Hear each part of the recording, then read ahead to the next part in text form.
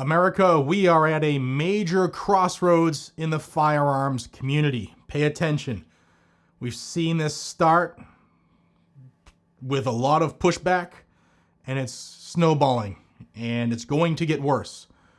When I did the video announcing Glock was discontinuing everything that wasn't one of their slimline pistols due to the pressure of the anti-gun lobby and the threats to sue them out of existence, all because of the potential addition of an already illegal device by a criminal, I did say that any company that used a cruciform style trigger bar was in trouble.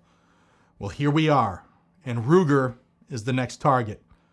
Patriots, welcome back. Jared here. This is Guns and Gadgets, your front row seat to every big legal fight, every industry shakeup, and every backroom move that threatens our Second Amendment rights. And we got a big one today.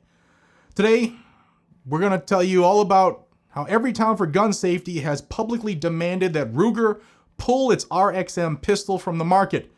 And they did it right after Glock quietly began redesigning their own pistols under pressure. If you care about the industry, about common sense facts, or about the Second Amendment, you're going to want to hear this. I'll tell you what Everytown is demanding and why. I'll explain the technical issue at the heart of the fight, the so-called cruciform trigger bar, and the conversion devices known as Glock switches. Then I'll walk you through the legal and political pressure campaign that's been used against Glock, and now looks like it's aimed at Ruger, and others will follow, and what that could mean for gun owners, gun retailers, and more importantly, manufacturers and the rest of the firearms industry. And finally, I'll give you the bottom line, what Ruger should do, what rights groups are likely to do next, and what you can do if you think this is wrong. But first, a word from our sponsor. We all know that AI is reshaping the job market rapidly. Nearly half of workers worldwide fear unemployment due to AI and technology. Customer service, marketing, software, finance, no industry is untouched. But the real issue is that people are still living in a bubble. They still think that they won't get affected until it hits them like a truck. But I want you to make a smart choice this Black Friday. While most people are spending on things that lose value, the smart ones are investing in learning what's shaping the future. Which is why I've teamed up with Outskill to bring you a 2-day live AI mastermind training, which has so far been attended by 10 million plus people globally.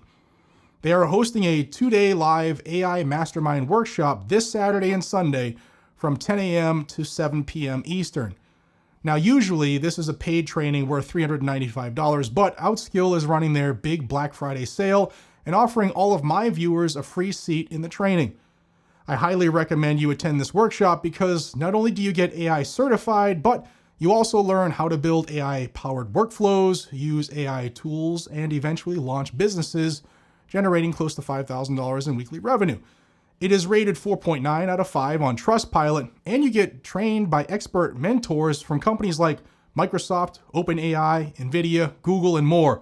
People who have built and shaped the current AI landscape.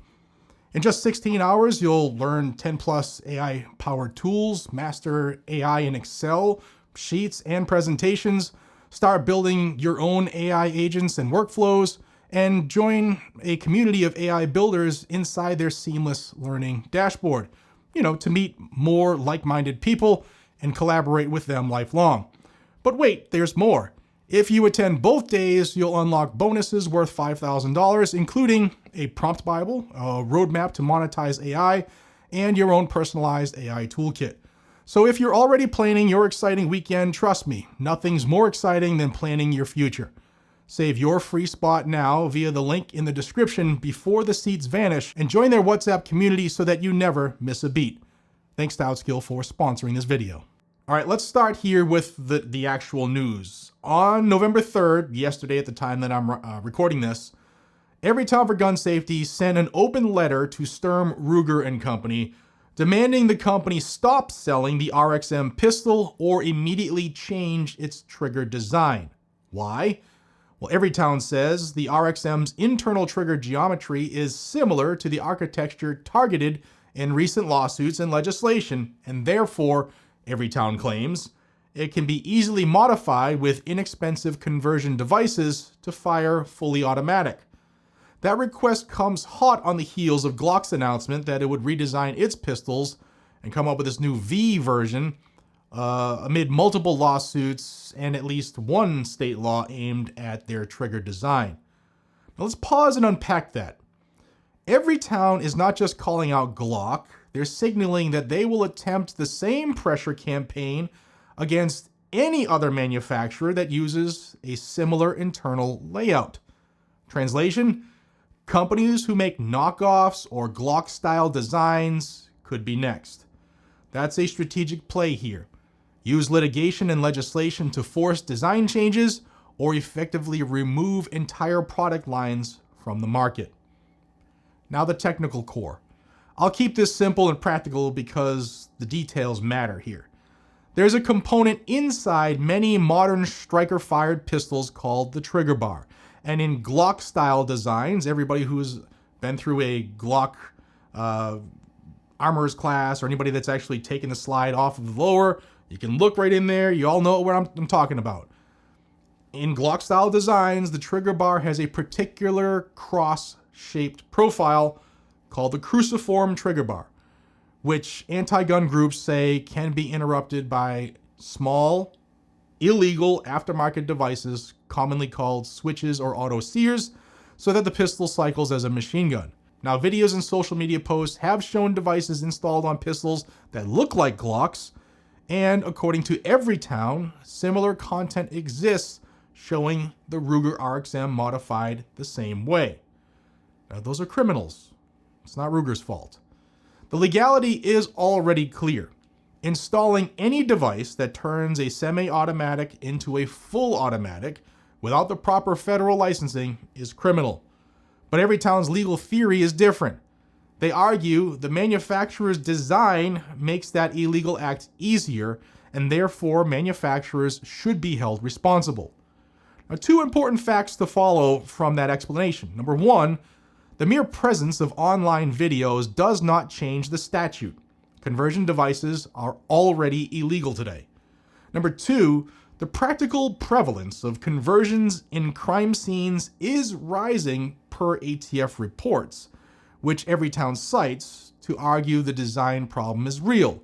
Now, whether the design actually causes more conversions or whether the correlation is due to overall popularity of certain pistols is a key dispute. And Ruger's RXM was introduced in December of 2024, and Everytown says that it mimics Glock's design enough to be susceptible. And Ruger hasn't publicly responded yet at the time of me recording this, so I don't really have anything for you as far as what they're saying about this. So what legal levers are being used? There are three paths that anti-gun groups and sympathetic state governors are pushing here. Number one, state legislation. California, for example, recently passed the Glock ban, a law aimed at banning guns with cruciform trigger bars, and the governor signed it as a public safety measure. That law creates a new regulatory framework demanding design changes. It's an illegal gun ban of firearms that are in common use today as well, but we know that. Number two, lawsuits against manufacturers. Groups like Everytown have pushed lawsuits alleging design defects and seeking to make manufacturers liable for criminal misuse of conversion devices. Number three, public pressure campaigns. By publicizing the issue and claiming a victory when a manufacturer changes course, every successful pressure point creates precedent that can be used to edge other companies into redesign or withdrawal. You combine those three and you get a strategy. Litigate, legislate, and leverage public relations until the cost of selling the product exceeds the profit. And that's what appears to be what's happening with Glock. And now, by targeting Ruger's RXM, Everytown is signaling they'll push the tactic industry-wide. Now let's talk the consequences here, both practical and constitutional. Practical first. If manufacturers preemptively pull models or redesign them to satisfy state laws or avoid lawsuits, you'll see product shortages, model retirements, and a push towards proprietary designs, possibly at the expense of consumer choice, aftermarket support, and interoperability. You know, everything takes a Glock mag. Figure that. Everybody loves guns that take Glock mags. That could be gone. You'll also see legal battles that could take years to resolve and leave consumers in limbo over ownership, accessories, and or transfers as well. Constitutional, let's talk about that now. Second here. Gun rights groups argue this approach is an indirect ban on arms that are in common use, and that's exactly the Heller line of defense. If a court accepts the theory that a design makes conversion easier, and therefore the firearm is defective per se, you're looking at a legal doctrine that could be used to chip away at whole categories of commonly owned handguns. And that's why the industry and gun rights organizations are pushing back hard in the courts here. Now, what should Ruger do? Just my humble opinion, not that they need it or want it. There are 3 sensible options. Number 1 is push back publicly and defend the RXM's design. We all wish Glock would have done that. Make the factual case. Conversions are already illegal. Social media videos are not evidence of mass criminality tied to our product design, and the RXM complies with federal law. It's a good start. Number 2, engage technically. If there's a genuine engineering fix that doesn't undermine functionality and that reduces the risk of illegal conversion, present a timeline and a technical explanation, but don't cave to vague public pressure without complete transparency. And number 3, prepare a legal strategy. Anticipate litigation and coordinate with industry groups like NSSF to defend against novel liability theories that threaten broad classes of firearms.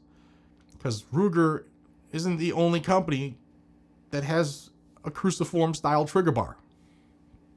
Right away, we're all saying the names in our heads, and because I know the anti-gunners over at Everytown watch this, I'm not doing the work for them. And whatever Ruger chooses, the company's decision will establish a playbook for other manufacturers. If they pull the RXM, Everytown will claim a victory and aim at the next target. And if they stand firm, Everytown may escalate to lawsuits or legislative campaigns focused on the RXM specifically. Either way, this is a pivotal moment. Now, the part you came here for. What can you do as a viewer and a gun owner to help this? Well, number 1 is stay informed. Follow reputable reporting. Don't rely solely on social clips. The narrative will be spun both ways. Connect with Ruger directly. If you disagree with Everytown's demand, tell Ruger that you support lawful commerce and oppose liability theories that will punish manufacturers for criminal actions. I'll link Ruger's contact page in the description and in the pinned comment so you can reach out and tell them that you support them. You can support legal defense groups. Organizations that defend the Second Amendment need resources to fight long, expensive lawsuits. Consider supporting them if you want a legal backstop. Then you can engage politically. Talk to your state legislators. Talk to your U.S. congressmen and women and your senators about balanced solutions that target criminals and the devices they use to commit crimes, not lawful firearm designs and manufacturers used by millions of Americans. But that's common sense, the real common sense. A quick reality check here. The illegal conversion devices are already unlawful. Converting a semi-automatic firearm is also already illegal unless you have the proper license to do so.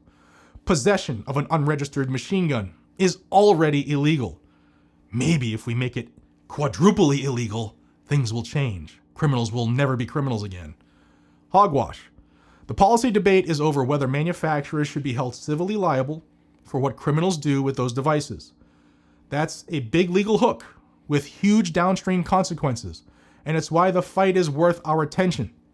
That is exactly what the PLCAA, the Protection of Lawful Commerce in Arms Act, protects. This story is evolving fast. Everytown just sent the letter yesterday, and as of right now, Ruger has not replied publicly. Who knows, they might not. And the industry response will shape the next market moves. If you want timely updates, hit the subscribe button, ring the bell, and join this growing freedom family. I'll break down Ruger's reply, if we get one, and any legal filings as well, and I'll tell you about the political fallout as it unfolds. If you found this information helpful, smash the like button and share it with other patriots, and drop your thoughts in the comments below. Let me know.